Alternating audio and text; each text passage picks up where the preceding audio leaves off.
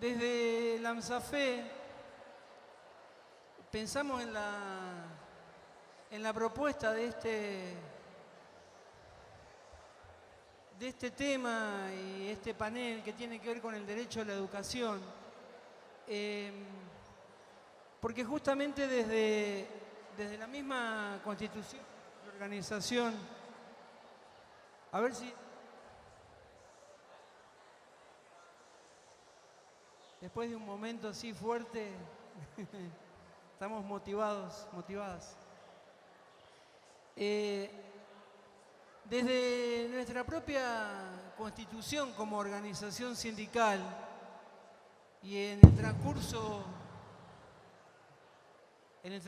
de estos 90 años, justamente la pelea que nos organiza como sindicato es la pelea por los derechos. Y queremos darle un tiempo importante para hablar en este Congreso Pedagógico de la AMSAFE por los 90 años, justamente del derecho social a la educación pública.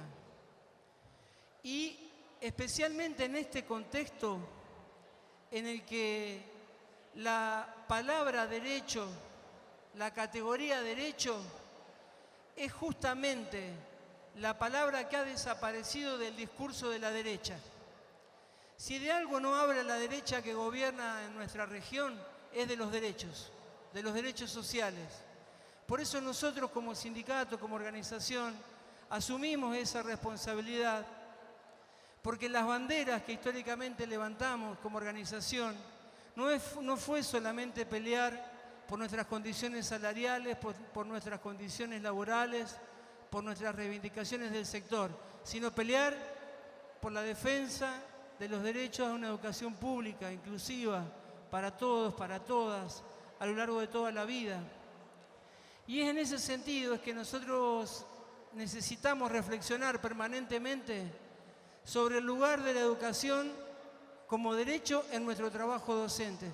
Sin comprender cada vez más que lo que estamos haciendo es un trabajo en defensa del derecho social y humano a la educación pública. Por eso, en todo este camino, los docentes santafesinos fuimos tomando conciencia.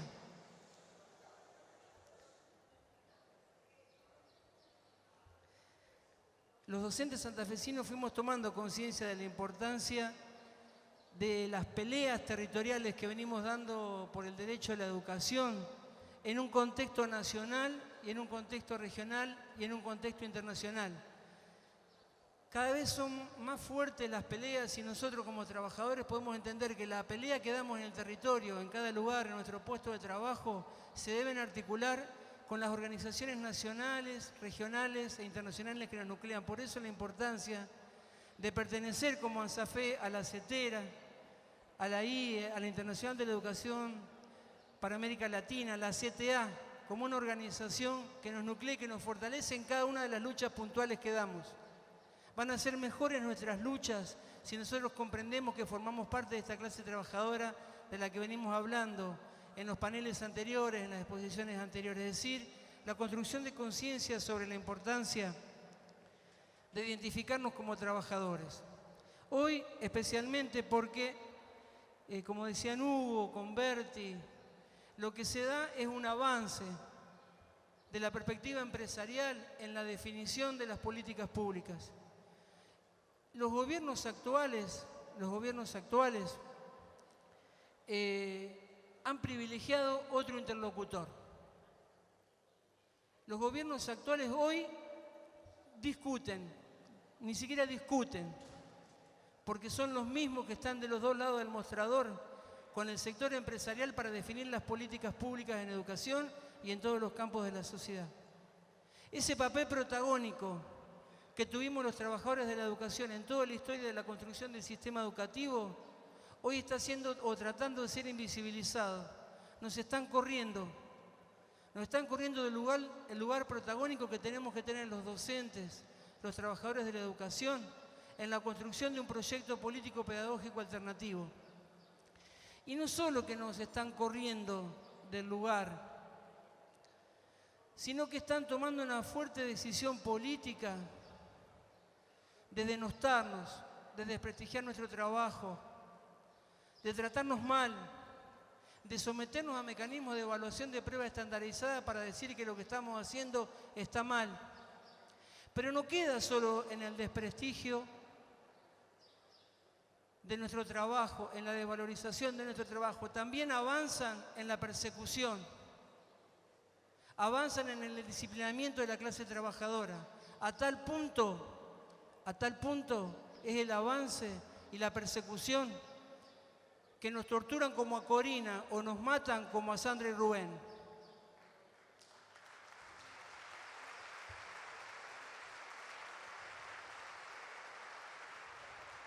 Cuando el poder dominante hace este ataque tan fuerte hacia los docentes, este ataque a la docencia, como aparece no solo en el discurso de los funcionarios, sino también en los medios hegemónicos de comunicación que están al servicio de este poder y que son parte de este poder.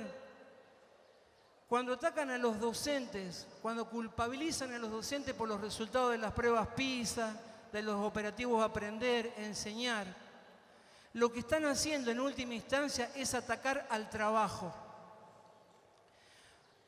La pelea de fondo que tiene este modelo es someter y disciplinar a la clase trabajadora. Y por eso el ataque a la CETERA, por eso el ataque a la ANSAFE, por eso el ataque a las organizaciones que representan a los docentes desde la perspectiva de clase trabajadora. Por eso el ministro de Educación actual pierde más tiempo en atacar a la CETERA que en construir un proyecto educativo. Porque el proyecto educativo se lo construyen las empresas mientras él se dedica a atacar al sindicato, a atacar a la organización. Y cada vez que se habla mal de la CETERA, de lo que se está hablando mal es de cada uno de nosotros que día a día, en una escuela, en un aula, estamos trabajando con los pibes que cada vez más vienen a la escuela por el comedor y no para aprender, porque si no, los pibes no pueden aprender, los pibes tienen hambre. Y el docente es el que está hoy bancando esa situación, como siempre lo ha hecho en toda la historia.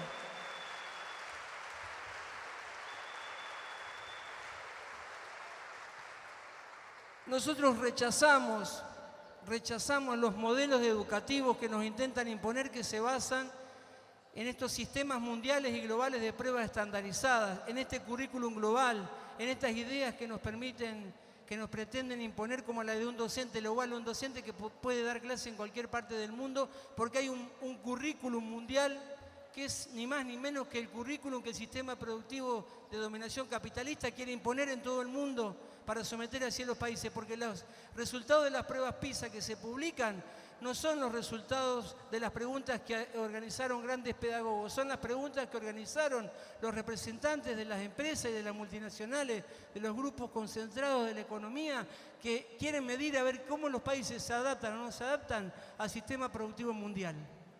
Eso dicen las pruebas PISA. Por eso las rechazamos. Pero así como las rechazamos, nosotros decimos que tenemos que construir un modelo contrahegemónico. Y esa posibilidad, ese lugar para la construcción de un modelo contrahegemónico es el que nos permite el movimiento pedagógico latinoamericano.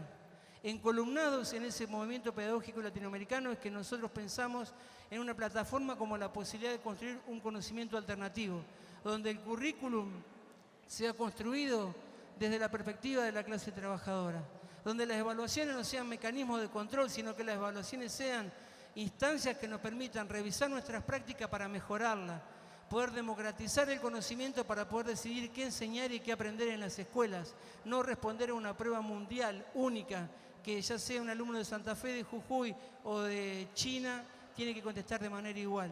En ese sentido es que nosotros pensamos el derecho a la educación. El derecho a la educación para nosotros tiene que ver con la garantía de esta condición social y somos los trabajadores de las escuelas la que día a día lo garantizamos con nuestro trabajo, pero para eso necesitamos un proyecto político pedagógico que lo permita, que lo contenga, que lo haga una posibilidad, un inédito viable. En esta disputa que actualmente nos damos, nosotros pensamos que el proyecto pedagógico en el que garantice el derecho social y humano a la educación tiene que ser pensado y construido por los trabajadores de la educación, en articulación con las principales organizaciones que nos nuclean, como los sindicatos, las universidades, los movimientos sociales, los compañeros o los representantes del pueblo que elegimos para trabajar en el Poder Legislativo, construir marcos normativos que así lo favorezcan.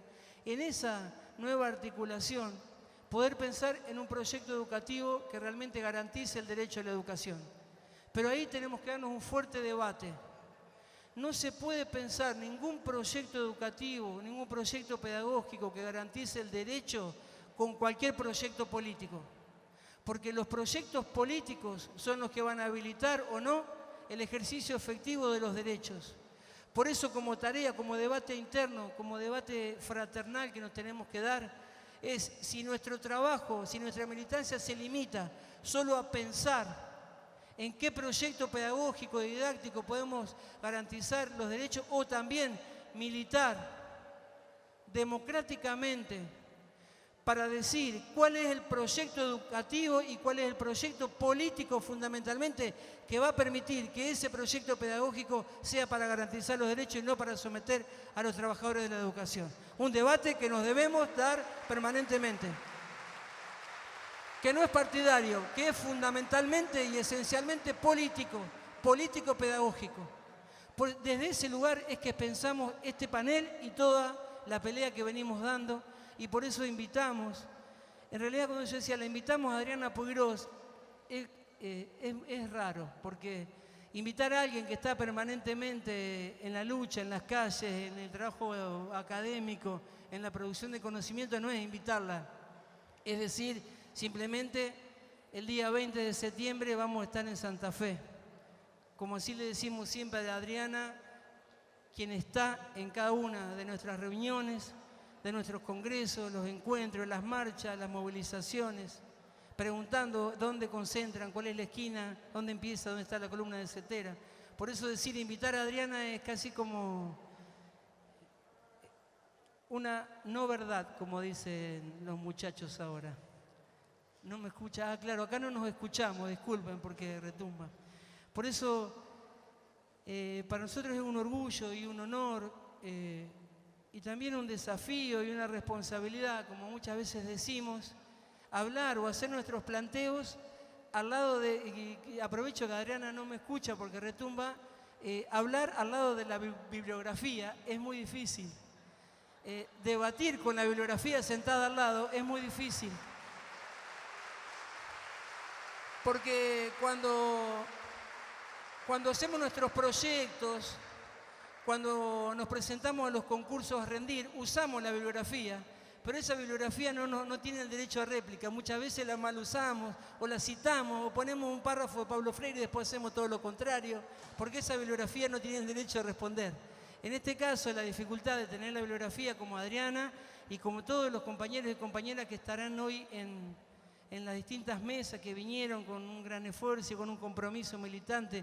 No los nombro, pero están todos sentados acá y les quiero agradecer especialmente a todos los compañeros del campo de la academia, de las universidades, los constructores de la pedagogía, agradecer este estar siendo con nosotros permanentemente, y por eso aprovechar esta posibilidad de que la bibliografía también nos responda, nos cuente y diga si estamos resignificando bien desde los movimientos sociales esto que se piensa, y a la vez que la bibliografía tome esto que decimos de los movimientos sociales para construir nueva teoría. Por eso le agradecemos a Adriana y le decimos bienvenida a este encuentro para que nos hable del derecho a la educación.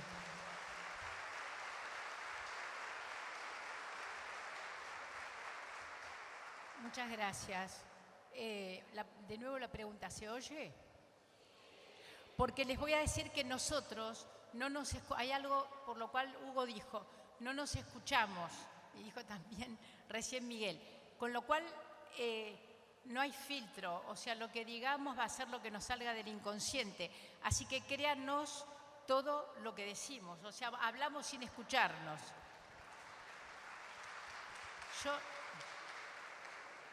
Yo la verdad es que miraba así el mar de docentes, ¿no? Me imaginaba el mar de docentes de la Argentina, el mar de docentes de América Latina, ¿no? Y pensaba, ¿cómo puede ser, pensaba recién, que acá en la Argentina, ¿cuántos son? 1000 empresarios que además, ahí pasan por los juzgados y van denunciando a los otros, que no tienen ni siquiera un poco de honra, ¿no? ¿Cómo puede ser, ¿sí?, que actúen sobre el conjunto de la docencia argentina? ¿Cómo puede ser que actúen, ¿sí?, que tengan poder sobre el conjunto del sistema? ¿Cómo puede ser que crean que pueden destruir lo que llevamos construyendo efectivamente desde hace mucho tiempo en esa historia que, como decía Hugo, ¿sí?, tenemos que rescatar como nuestra, ¿sí? Como mencionaba Converti, esto es una historia nuestra, Argentina es de América Latina. O sea, tenemos muchas raíces, es decir, estamos enraizados. Tenemos mucho, no solo para recordar melancólicamente, sino que tenemos muchos aprendizajes, porque tenemos mucho saber acumulado. Avísame porque tengo el segundero pero no anda. Avísame a los 30. Entonces, tenemos mucho saber acumulado y mucha experiencia. Y por eso, la verdad, no puedo estar con ustedes en Santa Fe, en Ansafé, no puedo estar aquí sin por lo menos acordarme junto con ustedes de Rosita, ¿no? Y acordarme de un día que, como mis colegas de la Facultad de Filosofía y Letras que están acá seguramente recuerdan, Sofi, vos te debes acordar, el día que golpeó en nuestro cubículo, Rosita, ¿te acordás? La verdad que es muy fuerte. Rosita golpeó la puerta del cubículo y dijo: yo soy una maestra de Santa Fe. Entonces soy una maestra. Y esto les voy a decir, Rosita ya era muy grande, esto va de haber sido en el 91, 92 fue, 91, 92 por ahí. Y dijo, y yo vengo a ver si ustedes pueden escribir algunas experiencias de Santa Fe, algunas cosas, pero que yo no puedo escribirlas. Entonces le digo, ¿cómo te llamas? Y dijo, Rosita Siperovich. Entonces nos pusimos a hablar con Rosita, que claro que la conocíamos, y le dijimos, Rosita, ¿pero por qué vamos a escribir nosotros lo que hiciste vos? ¿Por qué vamos a escribir nosotros lo que vos pensaste, lo que vos creaste y le transmitiste? ¿Por qué no lo escribís vos? Y entonces Rosita, que primero se resistía, pasó a formar parte de nuestro equipo y ella iba en el ómnibus una vez por semana a reunirse y se reunió y discutía con nuestro equipo, ¿no? Después una vez vinimos con Rosita, fuimos a Rosario y me parece, más cerca, y con Liliana Sanjurjo, ¿te acordás, Liliana? Que fuimos a hacerle la última entrevista que se le hizo a Olga Cosentini, que salió en Página 12. Y recuerdo, fuimos con Rosita, y recuerdo el respeto enorme con que Rosita le hablaba a Olga. Y me acordaba recién cuando Hugo hablaba del pasto y de las florcitas. Yo me acordé del jardín de Leticia, que muchos de los que están acá lo deben haber visto y los más jóvenes lo deben haber oído, ¿no? Era el jardín de flores más maravilloso que vi alguna vez en la vida. Pero era un jardín lleno de amor. Era el jardín de la pedagogía ese. Era el jardín del docente, era el jardín de dos luchadoras, de dos realmente símbolos de la lucha de los docentes santafesinos y de la lucha de los docentes argentinos, ¿sí?, por una educación popular, por una educación democrática, ¿sí?, por los derechos sindicales, por no separar la política de la educación, por no separar la lucha sindical de la educación. Eso era el jardín de Leticia. ¿Sí? Eso era, no era los jardincitos que mencionaba Hugo, ¿sí? Que ponen para que no pisemos, que los ponen para que no pisemos. Entonces, junto con ellas, me acordaba de Tesa, lo tenía sentado al lado, pero decía, bueno, me acuerdo de muchas veces que tantas luchas sindicales, y me acordaba de Mari Sánchez discutiendo, y de José Payá en los años 80. Pero ¿saben qué? Me acordaba también de Ovide, porque me acordaba de la lucha de Ovide por el género, de anécdotas maravillosas de Ovide Menem, ¿sí? Defendiendo. Tengo varias anécdotas maravillosas en la cabeza. Acá me hacen una seña como dándome permiso para que cuente alguna, ¿no? Aquella famosa de Ovide llamando a las inspectoras, ¿sí? Y poniéndolas en su lugar respecto al tema de género. Un luchador, ¿sí? Un luchador por la libertad sexual maravilloso, que después fue el primer, si no me equivoco, Tono fue el primer director electo del Instituto de Ciencias de la Educación, ¿sí? En donde luego fue Tono Castorina quien lo sucedió, ¿sí? Y ahora Miriam Feldfeber. Pero esa historia es historia de Santa Fe, pero es historia de la Argentina. Y es historia para nosotros, ya en el patio de mi casa, de nuestra casa, de la Facultad de Filosofía y Letras, como es historia de la Universidad de Rosario y es historia de la Universidad Electoral. Entonces,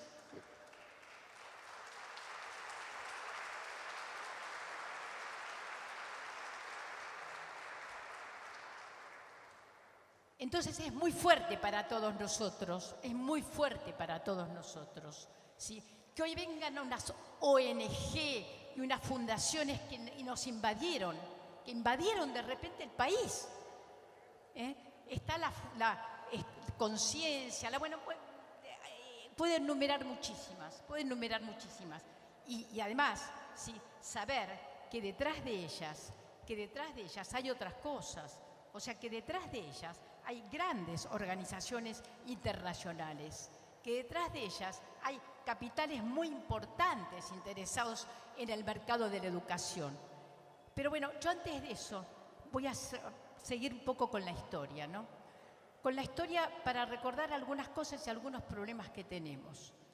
En primer lugar, lo que quiero decir es que a partir de 1853, ¿sí? Nosotros podemos decir que hubo un pacto fundador en la Argentina, ¿sí? Un pacto en el que participaron el conjunto de los sectores del país y diríamos muy globalmente que participaron, ¿sí? Ya en la década del 80 y ya con los inmigrantes, desde los inmigrantes, los trabajadores rurales, los trabajadores fabriles, ¿sí? Los primeros sindicatos, hasta la oligarquía participaron de un acuerdo que era la necesidad de que existiera en la Argentina un sistema de educación pública, ¿sí? Ese fue un pacto fundador de la nación.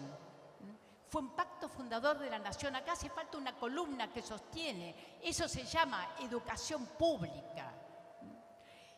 Quiero decir que ese es el pacto que este gobierno, ¿sí?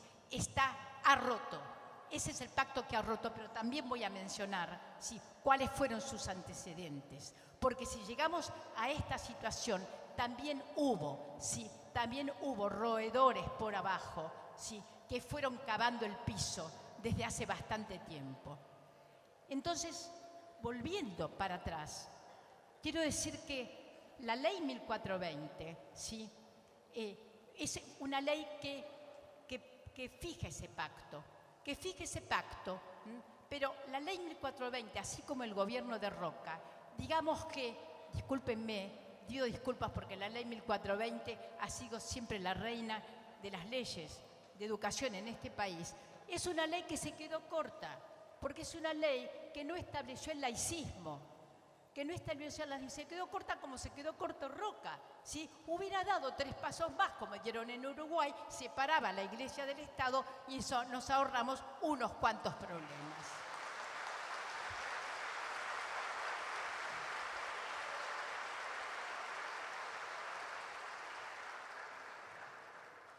Y además hay otras cosas que quedaron desde la Constitución del 53 y en todas las reformas posteriores, incluida la del 94, ¿sí? Que quedaron ahí como a medias, ¿sí?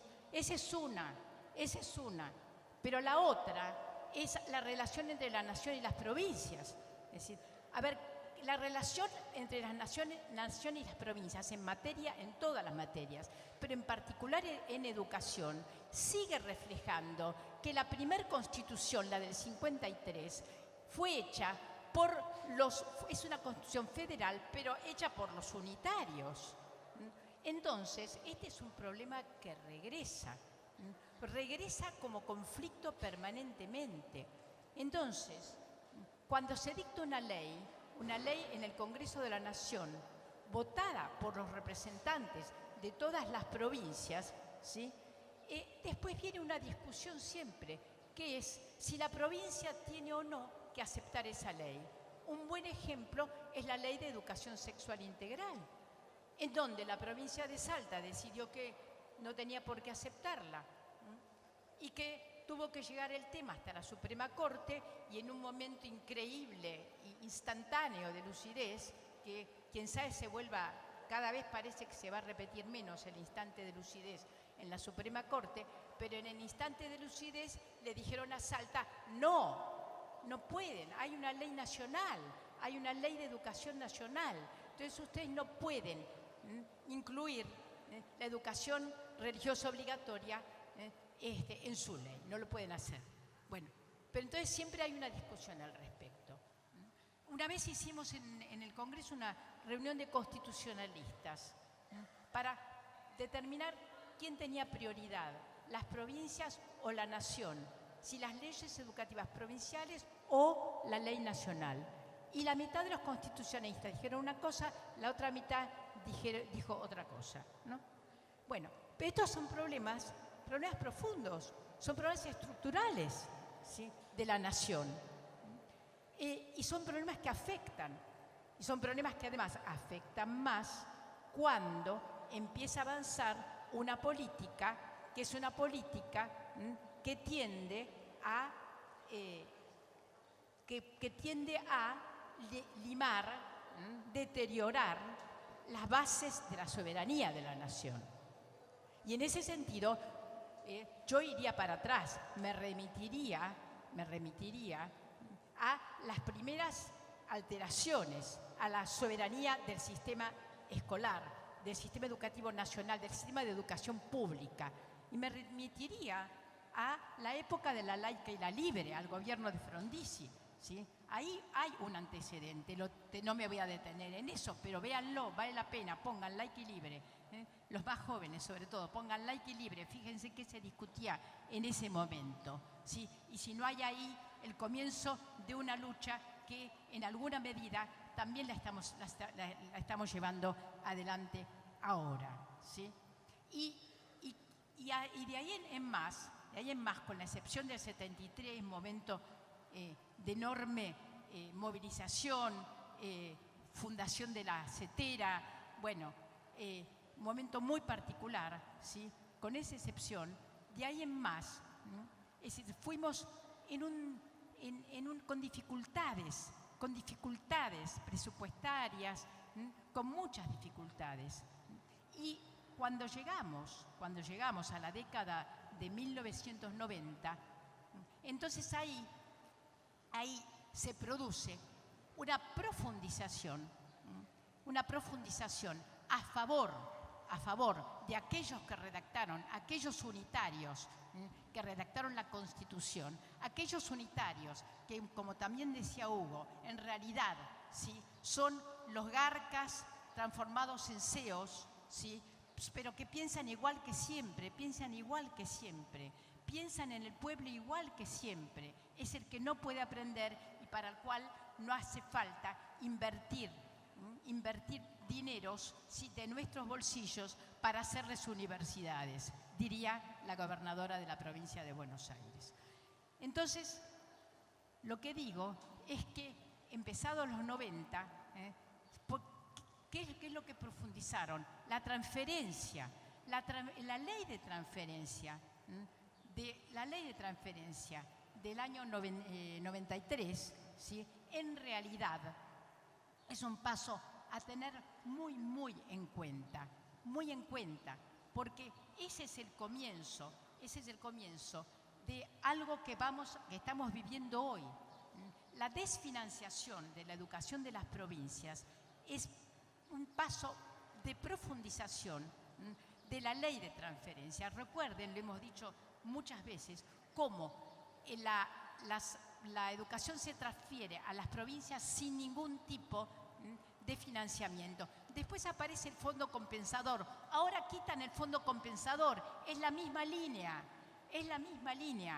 Es decir, es una línea en donde la idea de la meritocracia, ¿sí?, también se refiere a el conjunto de las provincias en la Argentina y el conjunto de los países en América Latina y los países del mundo, ¿sí? La meritocracia, ¿sí?, tiene una cúspide, la torre de la meritocracia, tiene una cúspide, ¿sí?, de países, ¿sí?, de regiones, y de países dentro de las regiones, y de regiones adentro de cada uno de los países. Y además de eso, ¿sí?, de sectores sociales, de los que es seguro que van a poder llegar y ser talentos, grandes talentos, no solamente porque un ministro de Educación haya querido sacar fondos de la educación pública para hacer una escuela de talentos, que por suerte ahí salió la CETERA, salieron los sindicatos a decirle no, momentito, y paró la mano. Pero no es solamente que quieran hacer una escuela de talentos, es decir, que lo que quieren hacer es que solo aquellos que ellos eligen como talentos, porque ¿saben qué? Habría que definir qué es un talento, habría que definir qué entendemos por talento. Entonces, no solamente los que quieren hacer la escalera de talentos, sino que hay una gran proporción de la sociedad. Eso es muy importante hacerlo consciente. Hay una gran parte de la sociedad que se engaña, que queda atrapada en esta idea y que termina votando, ¿sí?, a favor de una sociedad de talentos, no dándose cuenta que la sociedad de talentos, al votar eso, se está autoexcluyendo, no solo de la sociedad de talentos, se está autoexcluyendo de la sociedad en su conjunto. Entonces, nosotros nos encontramos con que esa política de la década de los 90, que avanza, pero que sostenida, como decía muy bien, como explicaba Converti, no voy a extenderme en esto porque su exposición fue maravillosa, pero esa década de los 90, en donde estamos patrocinados por el BID y el Banco Mundial, y yo me acuerdo cómo muchísimas personas, ¿sí?, incluso colegas, que abrían los brazos, ¿sí?, para los fondos del Banco Mundial, pensando que nos iban a facilitar las cosas, creyendo que era posible que viéramos en algún lugar el efecto de esos fondos que nos llegaban. Y yo los reto a que me digan en qué lugar del país se puede ver materialmente una obra hecha con aquellos fondos del Banco Mundial y del BID que se volatilizaron. Yo tengo la experiencia de la provincia de Buenos Aires, ¿sí?, y ni con lupa se encuentra una huella de lo que se hizo con esos fondos.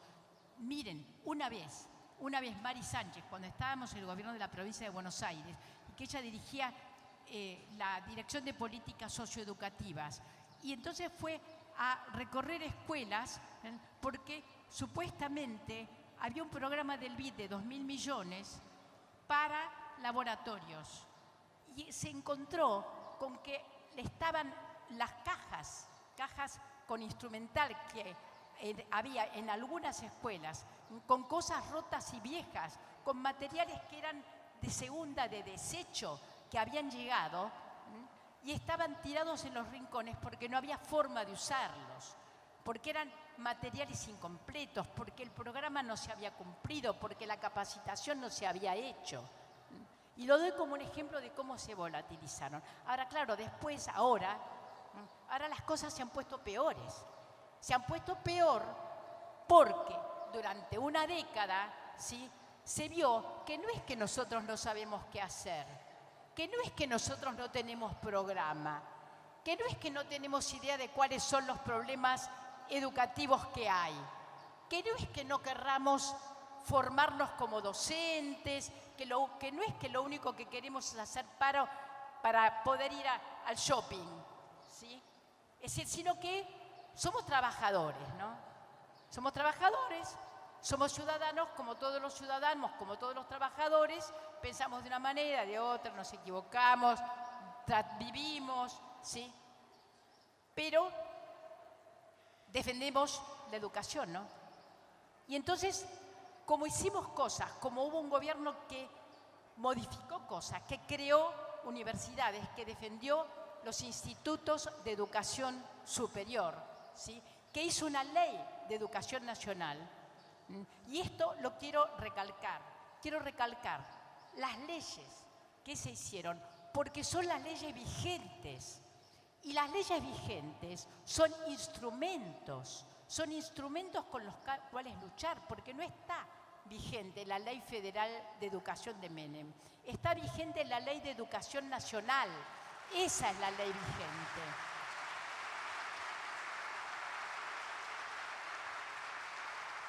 Porque lo que está vigente no es la Ley de Educación Superior pelada de Menem. Está vigente la Ley de Educación Superior modificada por la modificatoria del 15 de noviembre de 2015, que establece para la educación superior, ¿sí?, subrayo, incluidos por si alguien no se da cuenta, los institutos, ¿sí?, la gratuidad, el ingreso irrestricto con obligación de dar oportunidad a los estudiantes de que alcancen el nivel necesario para las distintas carreras, ¿sí?, con el criterio de retener, no de expulsar.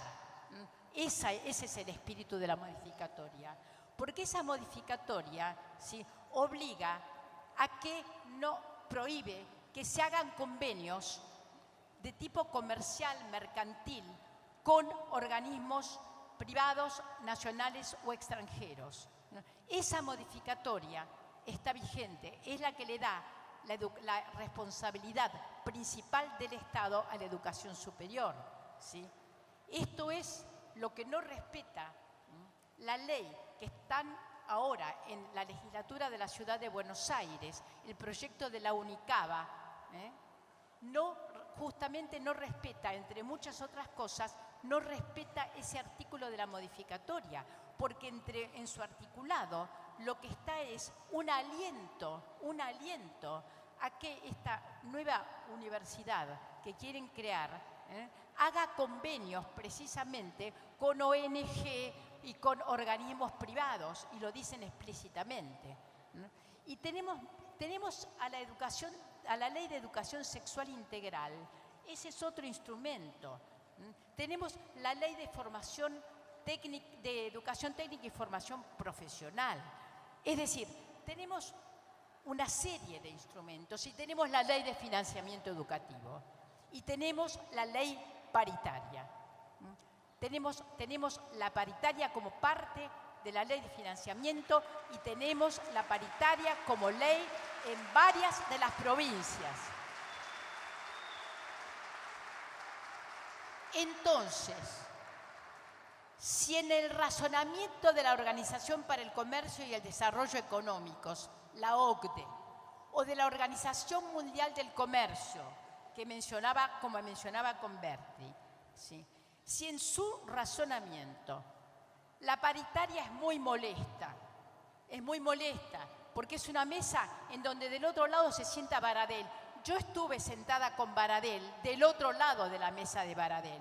en la provincia de Buenos Aires. Les aseguro, ¿sí?, que es un extraordinario dirigente sindical, que trabaja con un respeto. Hemos podido, durante unos años, construir en conjunto la Ley de Educación de la provincia de Buenos Aires. La construimos en conjunto. La construimos en conjunto, haciendo una consulta al conjunto de la comunidad de la provincia. Pero esto lo digo para decir quién es Baradel. Lo digo para decir de qué se trata una paritaria. Entonces, porque ustedes saben de qué se trata una paritaria, es que la paritaria le cae muy mal al gobierno que se arrodilla a la OCDE. Por eso, porque ustedes sí saben que en la paritaria no vamos a arrodillarnos, a llorar diciendo, sí, a ver, dennos un poquito más de incentivo. No vamos a hacer eso, vamos a defender nuestros derechos. Eso es lo que vamos a hacer a la paritaria.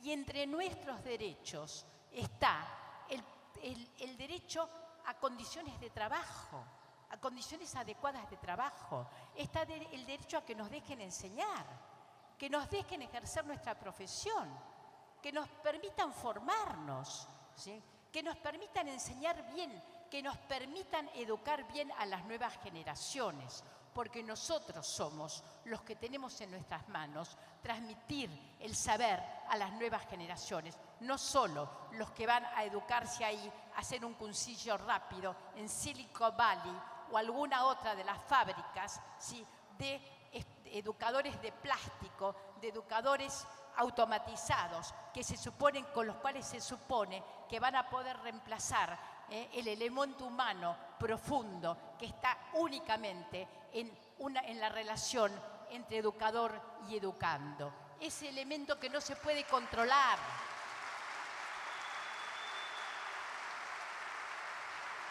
No lo pueden controlar, no lo pueden controlar.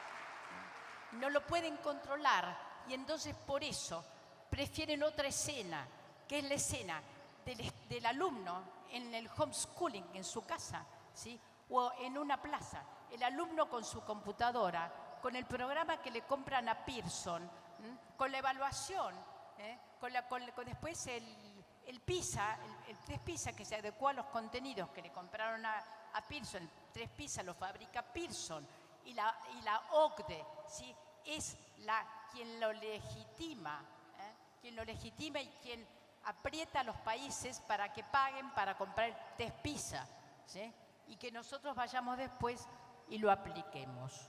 Esa es la escena que imaginan. Una escena descarnada, una escena sin historia. Entonces, miren, yo creo profundamente que no van a poder, no han podido y no van a poder acabar con la confianza que nosotros durante muchos años hemos construido, la confianza en la construcción colectiva, en la posibilidad de la construcción colectiva, y en el derecho a la educación del cual somos plenamente conscientes. No fuimos siempre plenamente conscientes del derecho a la educación. Miren, en las luchas de principios de siglo, los anarcosindicalistas que mencionaba Hugo, ¿sí?, los socialistas, ¿sí?, los anarquistas, las mutuales, las primeras luchas docentes, había una conciencia, pero todavía la categoría derecho a la educación como derecho circulaba, ¿no? En el movimiento reformista aparece el derecho a la educación, pero digamos sin mucha claridad de hasta dónde llega el derecho a la educación. Ahora, ¿saben dónde aparece el derecho a la educación? En la Constitución de 1949, en el capítulo sobre derechos, ¿sí? Ahí aparece el derecho de la ancianidad, del trabajador y el derecho a la educación. Y está el capítulo en donde está también, porque eso casi nunca lo recordamos, la autonomía universitaria.